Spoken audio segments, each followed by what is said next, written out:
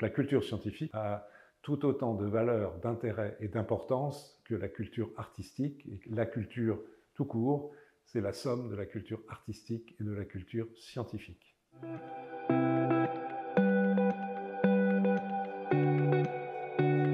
Donc le festival sur les épaules des géants qui se tient au Havre sont des journées qui ont pour objectif de rendre accessible de façon aisée, en attisant la curiosité, des informations scientifiques dans différents domaines, mais cette année, je crois que le thème de la lumière est particulièrement mis en avant, et donc de donner un goût, un plaisir de science, un désir de science qui doit permettre au public, au-delà de ce qu'ils pourront entendre, d'approfondir leurs réflexions, d'aller plus loin et de continuer à s'intéresser à la culture scientifique. Qu'entend-on par culture scientifique? Je pense que chacun a en tête la signification du mot culture. Et souvent, quand on pense culture littéraire, artistique, cinéma, peinture, musique. Mais en fait, il existe une culture scientifique qui a tout autant de valeur et d'intérêt. De valeur parce qu'elle reflète la connaissance par l'homme de la nature, de son environnement, ce qui a été l'objet d'une curiosité humaine tous les temps de l'humanité. Et cette connaissance, qui doit être partagée par le plus grand nombre, est source d'intérêt, de curiosité, notamment lorsqu'on en parle aux enfants. La culture tout court, c'est la somme de la culture artistique et de la culture scientifique. Alors comment faire en sorte que cette culture scientifique soit partagée par le plus grand nombre?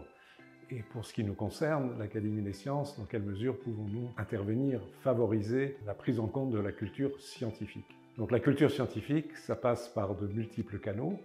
Ça passe évidemment, par exemple, par la tenue de colloques, de conférences, qui, au-delà des spécialistes, éclairent un public proche, un public, disons, déjà très cultivé, mais aussi un public moins cultivé. Il y a matière et la curiosité est suffisante pour qu'un grand nombre s'intéresse à un grand nombre de questions et qui ont aussi des intérêts pratiques autour du réchauffement climatique, de l'énergie, de la santé, etc.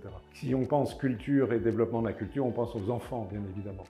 Donc il importe que dès le plus jeune âge, le primaire, même la maternelle, les enfants soient confrontés à la connaissance scientifique sur des termes très pratiques. Typiquement, voilà une action de l'Académie des sciences dans ce domaine. La main à la pâte permet très tôt aux enfants de comprendre comment on se pose des questions et comment on essaye de les résoudre avec les mains et bien sûr un tout petit peu avec le cerveau. La culture scientifique, c'est aussi le fait de médiateurs. Il existe dans un certain nombre de villes de France et cela doit être développé.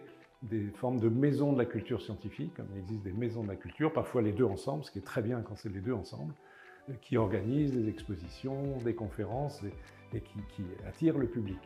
Et puis évidemment, il y a l'intervention des médias, qui joue un rôle essentiel, à mon avis insuffisant aujourd'hui. Il faudrait faire en sorte, dans la mesure du possible, que les médias, tous les médias, et on pense en particulier aux services publics audiovisuels et audio et visuels, développent des émissions scientifiques qui permettent au plus grand nombre de toucher à des questions de culture. Donc l'Académie des sciences, dans tout cela, à part l'action la main à la pâte, organise des colloques, organise des conférences pour un public large, les rend accessibles sous forme de podcast, essaye aussi de conseiller, par exemple sur les questions d'éducation aux sciences à l'école, de faire en sorte donc que ces dimensions soient prises en compte et aussi d'essayer de favoriser la meilleure formation de journalistes scientifiques, parmi bien d'autres actions.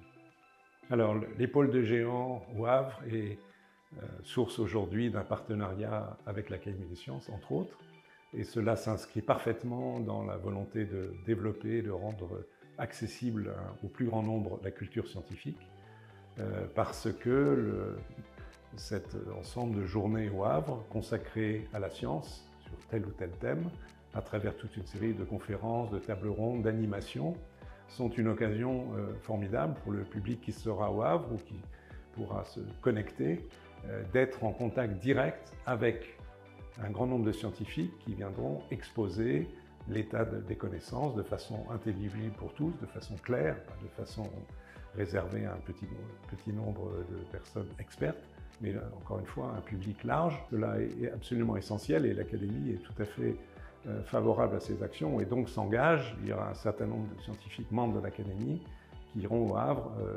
donner des conférences, participer à des tables rondes. Encore une fois, c'est parfaitement dans l'axe d'une action possible de diffusion de la culture scientifique dans notre pays.